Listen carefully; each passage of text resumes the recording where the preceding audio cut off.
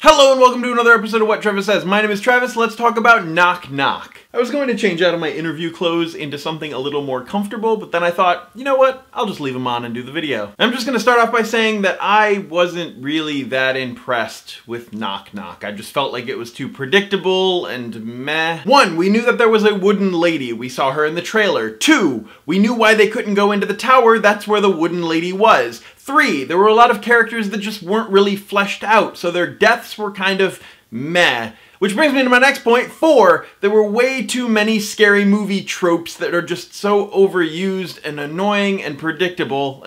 Let's just go over those now. Creepy house with an even creepier owner, check. A group of people that we don't know too well before they even start disappearing, check. They don't go check on their missing friends for hours at a time, check. They have to be idiots in order for the plot to progress, check. Bad cell reception, check. The group splits up even though they shouldn't, check. And there's a sealed off area that they're trying to access even though they are told not to, check. Some aspects of the episode really worked, like showing someone being half-eaten by the house. It was like something out of a Guillermo del Toro film. But then it switches from horror to I'm the doctor, let me help, and that transition is a bit jarring because there's no cohesion between the two tones. Oh, they're just space insects controlled by sound. Wait, did the doctor ever use the sonic on the bugs? I can't remember. Maybe this is one of those instances where it would have been better to tell the story over 2 episodes? Possibly. Usually that's the case for episodes that feel like they have really rushed endings, but to be honest, I was pretty confused by this ending. So the Dryads helped a sick Eliza and also turned her into wood. But feeding humans to the Dryads actually helped them sustain her even more? Why would eating humans help them sustain Eliza's health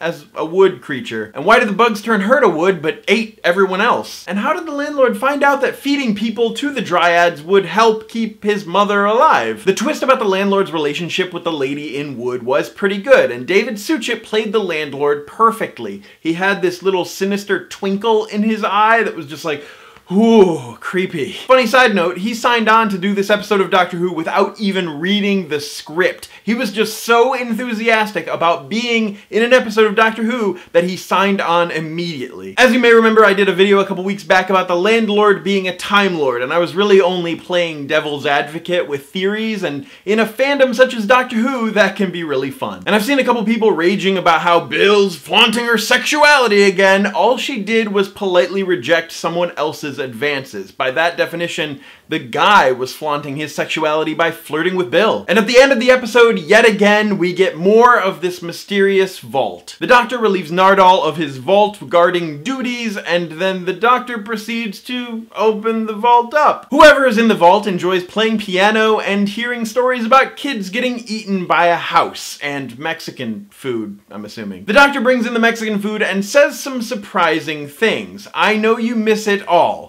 I'm stuck here too. We're both prisoners. Now that makes it sound like whoever is in the vault is a fellow traveler, perhaps of the time and space variety. And I said on Twitter, if the person in the vault ends up being the master, I am going to be disappointed. I hate when the story takes an obvious cliche turn. It just seems like the obvious prediction, like painfully, uncomfortably obvious. There had better be a very good explanation if the master is the one in the vault. In the comments down below, let me know your thoughts about Knock Knock. Like I said, it didn't really do much for me. This is probably my least favorite of Bill's episodes thus far. It did have its moments, but as an episode as a whole, I didn't really care much for it. As always, my name is Travis. Thank you for listening to what I have to say, and you will see me tomorrow.